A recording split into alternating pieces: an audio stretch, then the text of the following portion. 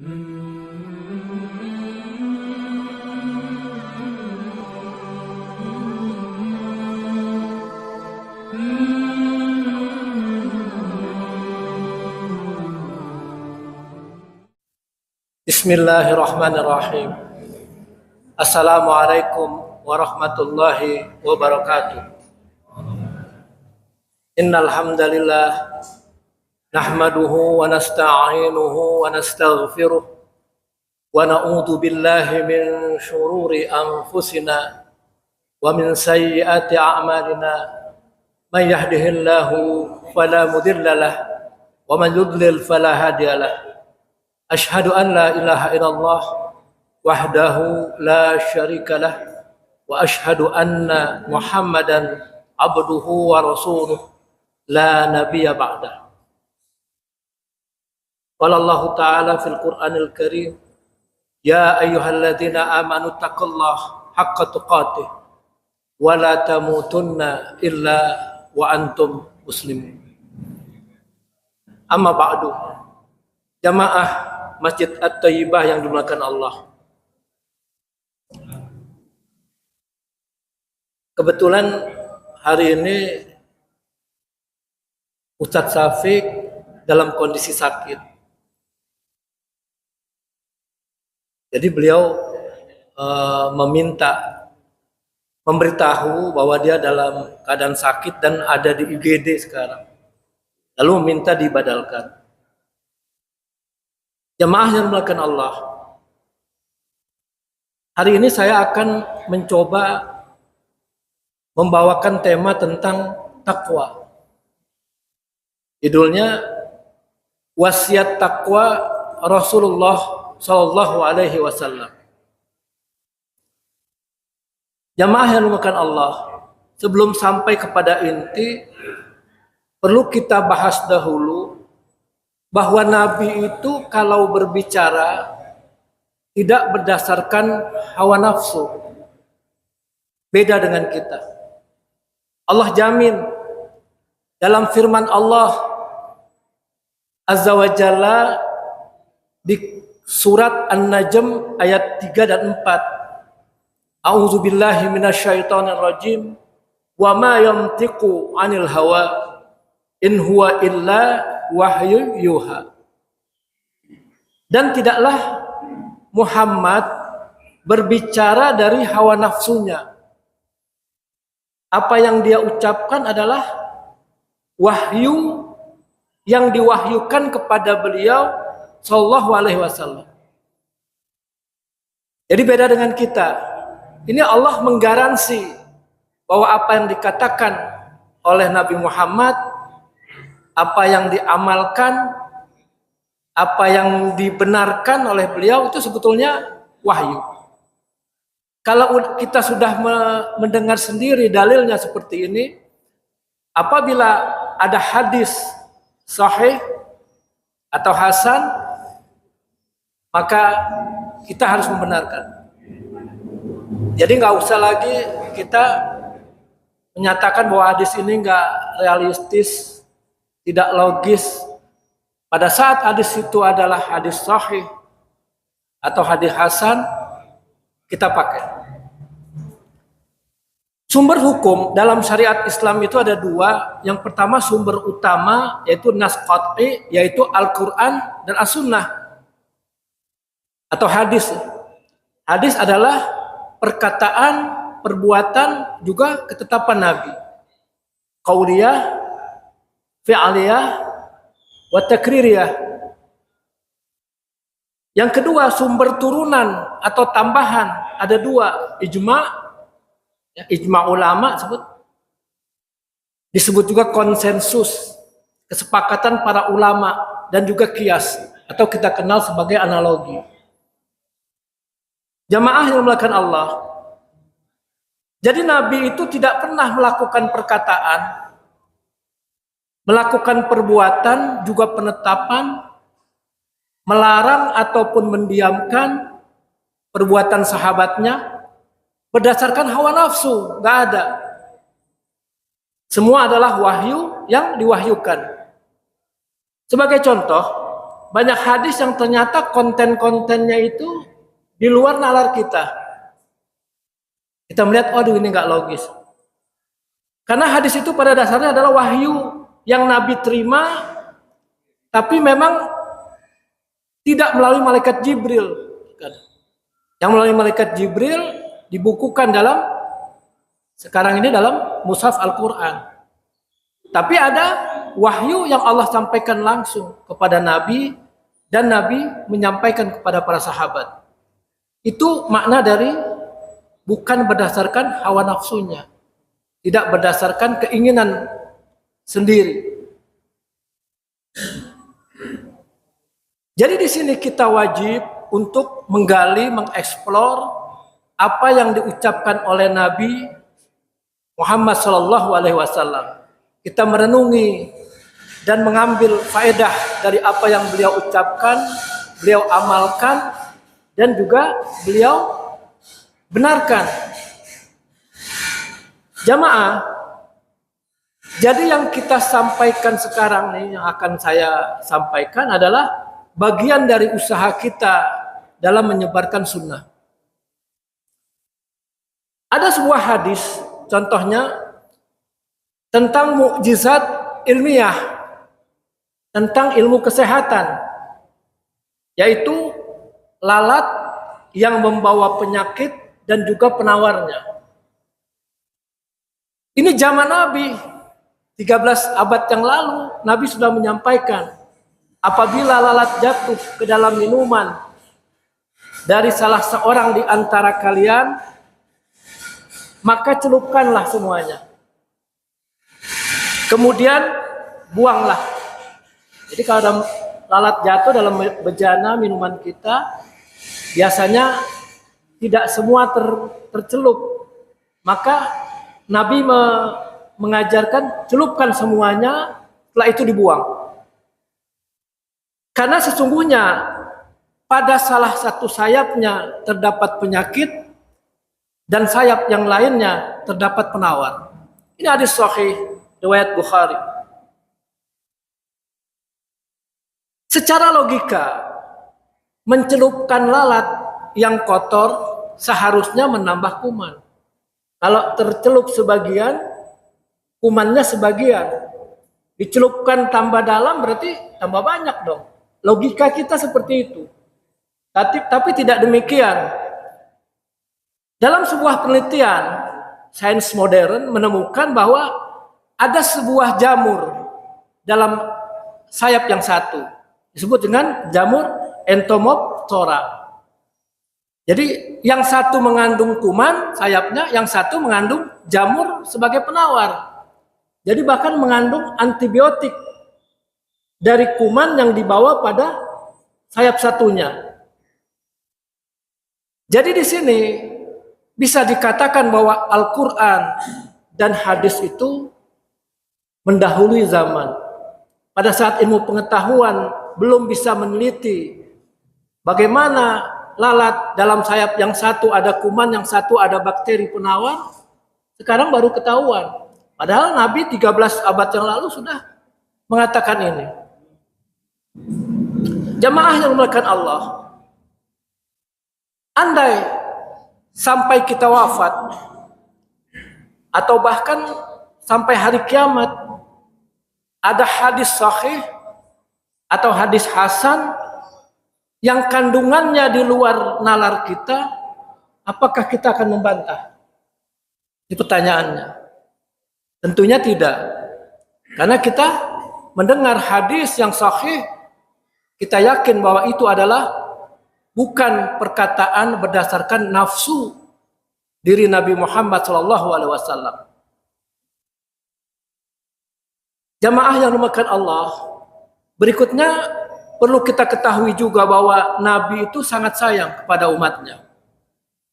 Kata-kata yang diucapkan, amalan yang dicontohkan, juga pendiaman, pembiaran dari sahabat yang melakukan sesuatu, itu tidak terlepas dari kasih sayang beliau kepada kita, umatnya. Ada sebuah hadis dari Sayyidatuna Aisyah radhiyallahu anha, dia berkata, "Lamma ra'aitu minan nabiy sallallahu alaihi wasallam tiba nafsi. Qultu ya Rasulullah ud'ullaha li. Suatu saat aku melihat suasana Nabi lagi enak di rumahnya, sedang nyaman, maka aku pun, kata Aisyah, berkata, wahai Rasulullah, doakan aku. Faqala Allahumma ighfir li Aisyah ma taqaddama min zambiha wa ma ta'akhkhar, ma asarrat ma aghlanat. Ya Allah, ampunilah Aisyah, kata Nabi, dosa-dosanya yang telah berlalu juga yang akan datang, baik yang tersembunyi maupun yang terang-terangan. Jadi pada saat Aisyah melihat Nabi sedang santai, Aisyah minta didoakan sebagai seorang istri. Lalu Nabi Muhammad mendoakan, Allahumma ighfir li Aisyah ma taqaddama min zambiha wa ma ta'akhkhar, ma asarrat wa ma aghlanat. Minta kepada Allah agar Aisyah diampuni dosanya yang lalu, yang akan datang, yang tersembunyi maupun yang terang-terangan. Siapa yang enggak mau didoakan seperti itu? Qala laha Rasulullah sallallahu alaihi wasallam, ayasurruki du'ani. Rasulullah sallallahu alaihi wasallam bertanya kemudian kepada Aisyah, apakah doaku ini membuat engkau bahagia ya Aisyah? Faqalat, dan Aisyah berkata, wa mali la yasurruni du'auk. Dia, Aisyah, kemudian menjawab, bagaimana mungkin aku tidak bahagia dengan doamu itu. Fadhahikat Aisyah hatta syaqata ra'suha fi hijriha minad dhahik. Maka dia, Aisyah, itu tertawa senang sampai kepalanya merunduk, terjatuh ke pangkuannya karena begitu senangnya. Bayangkan seseorang didoakan, yang doakan bukan manusia sembarangan, Nabi, kekasih Allah, minta diampuni dosanya yang lalu, yang akan datang, yang tersembunyi maupun terang-terangan. Kemudian Rasulullah pun berkata, faqala Rasulullah sallallahu alaihi wasallam, wallahi. Kalau kalimat wallahi artinya Rasulullah bersumpah, wallahi innaha la du'ai li ummati fi kulli shalah. Demi Allah, itulah doa yang aku selalu baca setiap aku sholat. Jadi Rasulullah begitu sayangnya kepada kita, setiap sholat mendoakan ini.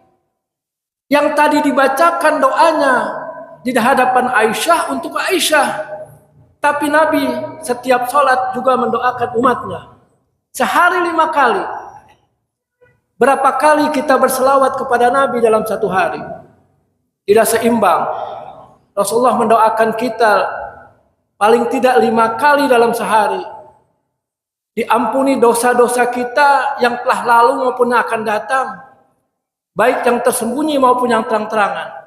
Pertanyaannya, berapa kali kita bersalawat kepada Nabi Sallallahu Alaihi Wasallam? Ini hadis Hasan riwayat Ibnu Hibban.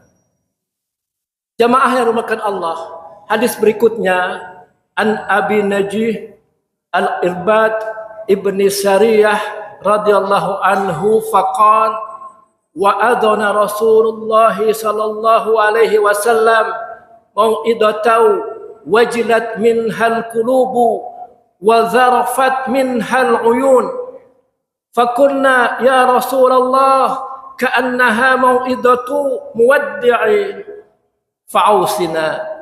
Qala usikum bitaqwallah azza wa jalla was-sam'i wat-ta'ati wa inna ta'ammara alaikum abd fa innahu man ya'ish minkum ba'di fasayara ikhtilafan katsira fa alaikum bisunnati wa sunnatil khulafa'ir rasyidin al-mahdiyyin addu 'alaiha bin nawajid wa iyyakum muhdatsatil umur fa inna kulla bid'ah dhalalah. Rawahu Abu Dawud wa Tirmizi wa qala hadisun hasan sahih.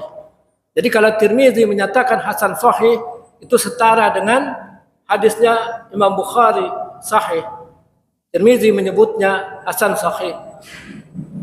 Dari Abu Najih Al-Irbad bin Sariyah berkata, Rasulullah Shallallahu Alaihi Wasallam menasihati kami dengan satu nasihat yang menjadikan hati kami bergetar dan mata ini menangis. Kata Abu Najih. Lalu kami para sahabat berkata, ya Rasulullah, seolah-olah ini adalah nasihat perpisahan. Perkataannya begitu mengharukan, menggetarkan hati dan membuat mereka semua menangis. Maka para sahabat itu takut. Jangan-jangan umur Nabi sampai. Maka mereka berkata, ya Rasulullah, berikan nasihat, berikan wasiat kepada kami. Jadi wasiat itu lebih dalam daripada nasihat. Ya Rasulullah, seolah-olah ini adalah nasihat perpisahan. Maka berilah kami wasiat. Beliau menjawab, aku wasiatkan, kata Rasulullah, kepada kalian, satu, untuk bertakwa kepada Allah Azza wa Jalla. Lalu mendengar dan patuh meskipun pemimpin kalian itu seorang budak. Jadi taat kepada pemimpin yang kedua. Lalu yang ketiga, barang siapa yang hidup nanti sepeninggalku, berarti setelah Nabi wafat, zamannya sahabat, ya, sudah mulai ada perbedaan pendapat. Barang siapa yang hidup nanti sepeninggalku, dia akan melihat sekali banyak perbedaan. Zaman sahabat sudah mulai ada perbedaan. Zaman tabi'in, zaman tabi'ut tabi'in. Maka hendaklah ia berpegang teguh kepada sunnahku dan sunnah khulafaur rasyidin yang mendapatkan petunjuk.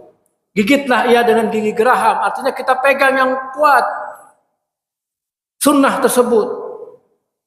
Waspadalah kalian dari perkara yang baru. Ini yang seringkali orang ada yang alergi dengan perkataan ini. Perkataan baru artinya apabila Rasulullah menyampaikan hadis, ya udah terima apa adanya.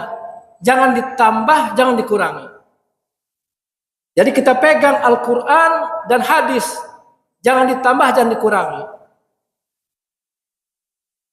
Waspadalah kalian dari perkara yang baru. Karena setiap yang baru itu adalah bid'ah sebutannya. Dan bid'ah itu adalah sesat. Kenapa? Tidak sesuai dengan dalil. Tidak sesuai dengan hukum. Yaitu Al-Quran dan As-Sunnah. Hadis riwayat Abu Dawud At-Tirmizi. Dan hadis ini adalah hasan sahih.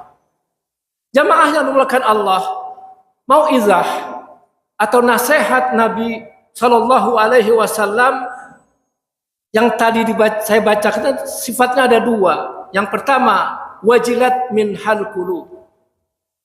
Mau'izah tersebut menjadikan, kata para sahabat, hati kami menjadi takut. Mendengar sahabat mendengar nasihat dari Nabi tersebut, mau'izah. Jadi apa yang disampaikan oleh beliau Shallallahu Alaihi Wasallam masuk ke dalam hati para sahabat sehingga mereka benar-benar merasakan ketakutan. Kalau berbuat kesalahan, sampai takutnya, takut azab dari Allah apabila berbuat kesalahan. Lalu sifat yang kedua, wazarafat min hal uyun. Nasihat tersebut menjadikan air mata kami berlinang, bercucuran, menunjukkan bahwa mau'izah yang diberikan atau disampaikan oleh Nabi Shallallahu Alaihi Wasallam adalah nasihat yang sangat dalam, sangat mendalam, sehingga sampai merasakan terenyuh di hati, bergetar hatinya sampai mengeluarkan air mata. Lalu disebutkan dalam riwayat lain, mau'izatah balighah, nasihat yang sangat dalam itu dan nasihat yang balighah. Maksudnya adalah nasihat di mana penasehatnya menggunakan kata-kata yang fasih. yang tegas, fasih, sehingga orang mendengarnya jelas dan kata-katanya ringkas, tidak berbelit-belit. Seperti Nabi mengajarkan ketakwaan, jelas, tegas. Kata-kata yang singkat tapi mengena di hati manusia. Oleh karena itu, seseorang apabila ingin menasihati orang lain atau anak kita atau keluarga kita agar maknanya mendalam, maka kita harus menggunakan atau memilih kata-kata yang bagus, kata-kata yang baik, yang tepat, mengena, sehingga dapat mempengaruhi orang lain. Juga dengan retorika tentunya. Jangan datar, ada kalanya harus keras, ada kalanya harus lembut. Sebagaimana yang dilakukan oleh Nabi Shallallahu Alaihi Wasallam. Dan ini menunjukkan tentang bagaimana lembutnya hati para sahabat. Mudah bergetar hatinya dan matanya bercucuran air mata. Kemudian Allah telah memuji di dalam Al-Quranul Karim orang-orang yang beriman, di mana mereka apabila mendengar ayat-ayat Allah Subhanahu wa taala hati mereka bergetar. Ayatnya sering kita dengar, auzubillahi minasyaitonirrajim, innamal mu'minuna allazi iza dzukirallahu wajilat qulubuhum. Sesungguhnya orang-orang yang beriman itu, kata Allah, orang-orang yang apabila disebutkan nama Allah maka hatinya takut. Wa iza tuliyat alaihim ayatuhu zadathum imana. Dan apabila dibacakan kepada mereka ayat-ayat Allah Subhanahu wa ta'ala, maka ayat-ayat tersebut menambah keimanan dalam hati mereka. Ini ada di Al-Quranul Karim, surat Al-Anfal ayat 2. Jamaah yang dimuliakan Allah, dan Allah juga menceritakan sebagian dari orang beriman yang lain, ya, bukan hanya pada masa Rasulullah. Dalam Al-Quran itu yang disebutkan orang beriman bukan hanya pada masa Nabi, bukan, tapi juga pada masa sebelumnya, yang apabila mereka mendengar apa yang telah diturunkan oleh Allah pada nabinya, mereka menangis. Wa iza sami'u ma unzila ila rasuli tara a'yunahum tafidu minad dam. Engkau melihat mata-mata mereka itu mengalir air mata, yaitu apabila mereka mendengarkan apa yang Allah turunkan kepada Rasulnya, yaitu Al-Quran atau kitab-kitab sebelumnya, maka engkau melihat bahwasanya mata mereka mengalir dengan air mata. Al-Quran surat Al-Ma'idah ayat 83. Maka dengan itu, ini menunjukkan bagaimana para sahabat itu memiliki hati yang lembut. Dan hati yang keras adalah orang yang susah untuk menangis karena Allah Subhanahu wa taala. Susah. Sudah dibacakan ayat yang begitu mendalam, hatinya keras. Apabila seseorang susah untuk menangis karena Allah dan susah hatinya bergetar ketika mendengar bacaan ayat suci Al-Quran, kalam Allah, maka hendaklah dia segera mengkoreksi ada kesalahan apa di hati kita. Lalu kita juga memperbanyak istighfar. Paling tidak Rasulullah mengajarkan kita beristighfar 10 kali atau lebih atau 100 kali kita istighfar. Dan hendaklah ia sadar bahwa ini semua tidak terjadi kecuali karena banyaknya dosa. Jadi kalau hati kita membatu, keras, tidak tergetar dengan kalau mendengar bacaan ayat suci Al-Quran, apalagi dengan maknanya, maka harus kita koreksi. Ketika mendengar nasihat ini, para sahabat berkata, "Ya Rasulullah, ka'annaha mau'idatu wad'." Ya Rasulullah, sepertinya nasihat ini adalah nasihat seseorang yang ingin berpisah. Seolah Rasulullah menyampaikan salam perpisahan. Di dalam nasihat tersebut, beliau Sallallahu Alaihi Wasallam mengucapkan nasihat yang sangat dalam. Seakan-akan beliau sebentar lagi akan meninggalkan para sahabat. Kemudian mereka mengatakan, "Fa'ausina, berilah wasiat kepada kami ya Rasulullah." Wasiat adalah nasihat yang dikuatkan, bukan sekedar nasihat biasa. Kenapa mereka minta wasiat? Mereka melihat kata-kata yang digunakan oleh Nabi Shallallahu Alaihi Wasallam. Mereka mengira bahwa beliau sebentar lagi akan meninggalkan mereka. Dan biasanya orang yang akan berpisah, dia akan berwasiat. Kita pun begitu. Kita berwasiat kepada anak-anak kita, kepada istri kita, kepada keturunan kita. Jadi mumpung ada waktu, mereka melakukan wasiat. Sekarang, apa wasiat Nabi tersebut? Wasiatnya ada 3. Tapi mungkin di kesempatan ini 1 yang akan kita bahas, karena nggak cukup waktunya. Ausikum bitaqwallahi azza wa jalla. Aku wasiatkan kepada kalian dengan bertakwa kepada Allah.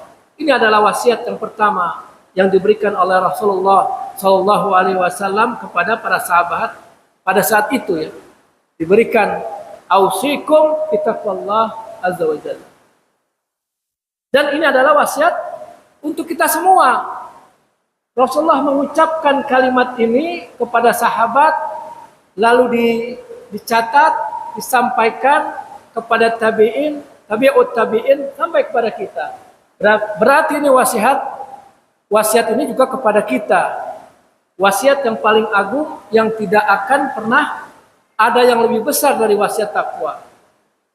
Pada setiap Jumat ada sebuah rukun yang harus diucapkan oleh khatib, yaitu takwa. Ya ayyuhalladzina amanu taqullaha haqqa tuqatih wa la tamutunna illa wa antum muslimun. Atau kalimat-kalimat takwa lainnya yang ada dalam Al-Quran.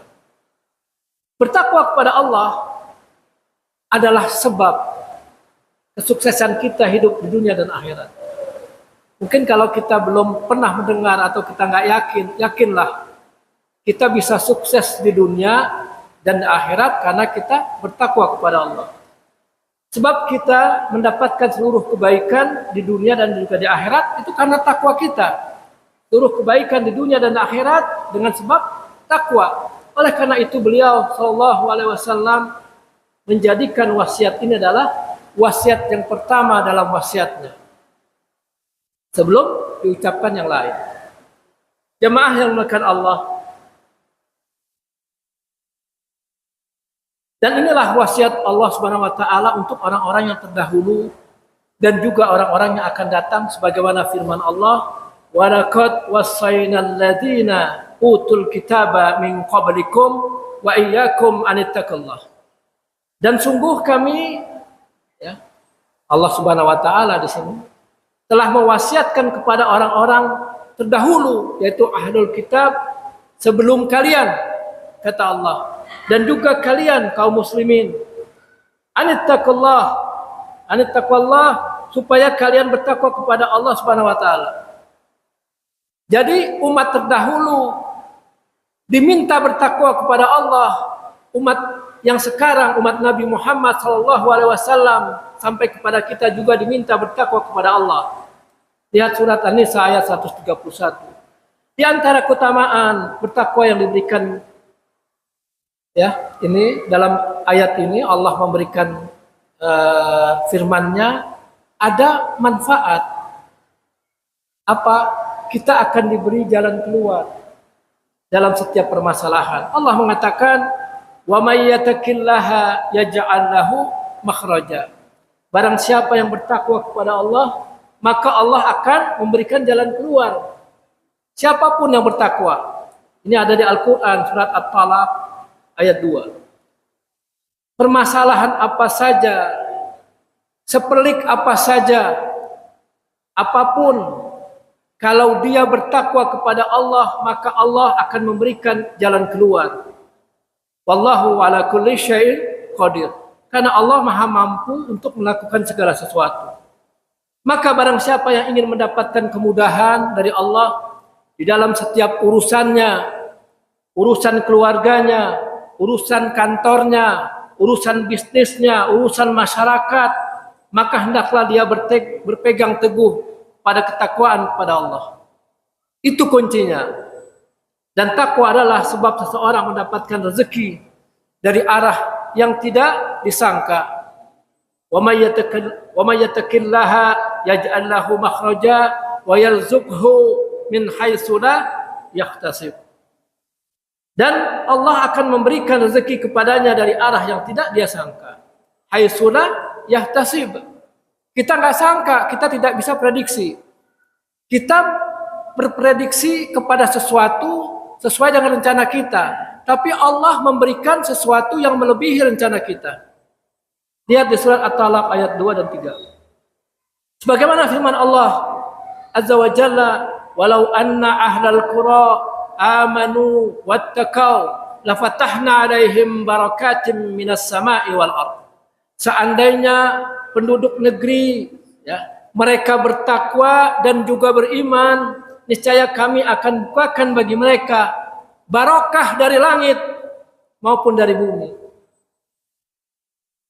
Al-Quranul Karim surat Al-A'raf ayat 96. Demikian pula keselamatan seseorang di akhirat sebabnya adalah ketakwaan yang dia miliki di dunia. Kalau dia tidak bertakwa di dunia, tentunya dia tidak akan selamat di akhirat. Lalu saat sakaratul maut datang, kita juga bisa senang menghadapi sakaratul maut kalau kita bertakwa kepada Allah. Kalau kita berada di alam kubur, yang membuat hidup kita senang di alam kubur tentunya karena ketakwaan kepada Allah. Ketika kita nanti dikumpulkan di alam mahsyar, di padang mahsyar, itu juga kita akan senang kalau di dunia kita bertakwa kepada Allah. Ketika dihisab, ketika dihitung timbangan amal kita, ketika kita melewati sirat, maka semuanya akan kita lihat bahwa semua itu dipengaruhi oleh ketakwaan kita kepada Allah. Allah mengatakan, "Innalil muttaqina mafaza." Sesungguhnya bagi orang-orang yang bertakwa ada kesuksesan, ada keberuntungan. Surat An-Naba ayat 31. Lalu selanjutnya, innal muttaqina fi jannatin wa uyun. Sesungguhnya orang-orang yang bertakwa mereka di dalam surga-surga dan di dalamnya ada mata air. Al-Quran surat Al-Hijr ayat 45. Jamaah yang dimuliakan Allah, apa yang dimaksudkan dengan takwa? Ada seorang tabi'in yang bernama Talaq bin Habib Al-Anazi. Jadi seorang tabi'in, jadi generasi setelah sahabat Nabi. Beliau orang terkemuka yang asalnya dari Basrah. Basrah itu di Irak. Dikenal sebagai perawi hadis. Perawi hadis yang thiqah, artinya terpercaya. Perawi hadis ada juga yang nggak benar, yang sering salah, hafalannya kurang. Tapi ini thiqah, terpercaya. Jadi kalau kita melihat perawi hadis, cuma dua yang kita lihat. Kredibilitas yang pertama, yang kedua kapabilitas. Kapabilitas dulu apa itu? Kemampuan dia menghafal hadis. Banyak ilmunya, hafal Al-Quran. Itu kapabilitas. Tapi ada satu lagi, kredibilitas. Ketakwaannya kepada Allah. Kesolehannya. Akhlaknya. Kalau akhlaknya tidak benar, maka dia tidak dibilang thiqah. Karena dia hanya satu sisi yang dia miliki, ilmu, yaitu kapabilitas. Kredibilitasnya nggak ada. Jadi kita kalau menilai orang sekarang dengan ilmu hadis itu aja cukup. Kita menilai orang dari dua ini aja. Lihat kredibilitasnya, lihat kapabilitasnya. Udah cukup. Jadi Talaq bin Habib ini perawi thiqah dari Basrah. Dia juga ahli ibadah dan juga zuhud. Zuhud itu berada di atas wara. Jadi kalau zuhud itu yang mubah aja nggak mau dia kerjakan. Karena waktunya sayang. Kalau yang wara, mubah masih dilakukan. Jadi beliau itu zuhud, paling terkenal definisi tentang takwa dari beliau, Talak bin Habib Al-Anadi. Jadi beliau mengatakan, yang dimaksud dengan takwa yang kita sebutkan, kebaikannya ini ada di dunia dan juga di akhirat adalah engkau mengamalkan ketaatan kepada Allah. Jadi kalau kita bicarakan ketaatan kepada Allah, artinya ibadah kepada Allah. Kita taat kepada Allah. Jadi yang diperintahkan, kita disuruh mengamalkan ya, ibadah yang diajarkan oleh Rasulullah, menjalankan perintah, melakukan kewajiban, melakukan perkara-perkara yang mustahab. Mustahab yang dianjurkan, disukai, dicintai di atas cahaya dari Allah. Jadi kita jalankannya disebut ada cahaya Allah. Apa itu? Al-Quran dan hadis. Enggak lain. Engkau mengharap pahala dari Allah berarti menjalankan perintah berdasarkan dalil, bukan berdasarkan yang lain. Kalau tidak berdasarkan dalil, maka bukan takwa namanya. Ada dalilnya. Kita berbuat baik karena ada dalilnya, karena Allah perintahkan, Rasulullah perintahkan. Barang siapa mengamalkan sebuah amalan, meskipun menurut manusia itu baik, tetapi kalau tidak ada dalilnya, maka bukan termasuk takwa. Bukan. Walaupun baik. Jadi kalau ibadah, kita harus cari dalil. Engkau mengharap pahala dari Allah, menjalankan perintah berdasarkan dalil, dan niatnya dalam hati adalah mengharapkan pahala karena Allah. Kalau niatnya bukan mengharap pahala dari Allah, maka berarti bukan takwa. Misal niatnya ingin pujian dari manusia, takwa atau bukan? Bukan. Kita buang semuanya. Kalau sulit, perlahan kita kikis. Ya, kita sandarkan kepada Allah. Apapun yang kita lakukan. Kemudian beliau mengatakan, dan engkau meninggalkan kemaksiatan. Tadi kan ibadah dijalankan. Dan engkau meninggalkan kemaksiatan kepada Allah juga berdasarkan dalil. Tidak boleh seseorang mengharamkan sesuatu yang dihalalkan oleh Allah. Ketika dia meninggalkan kemaksiatan, maka harus berdasarkan dalil juga. Yaitu mengetahui bahwasannya amalan ini diharamkan, maka dia tinggalkan. Tidak boleh sesuatu itu dihalalkan, dia mengharamkan. Nggak boleh. Atau sesuatu yang diharamkan, dia halalkan. Maka dia tinggalkan yang diharamkan. Atau amalan, bahkan yang dimakruhkan pun ditinggalkan. Maka dia tinggalkan karena itu makruh. Tapi orang zuhud, mubah pun nggak mau. Karena mubah itu nilainya 0 kan? Tapi kalau dia gunakan waktu yang untuk mengerjakan yang mubah untuk sesuatu yang sunnah, berarti dia dapat pahala. Kemudian meninggalkan kemaksiatan tersebut karena takut dari azab Allah. Bukan karena malu kepada manusia, bukan. Atau supaya dikatakan sebagai orang saleh, bukan.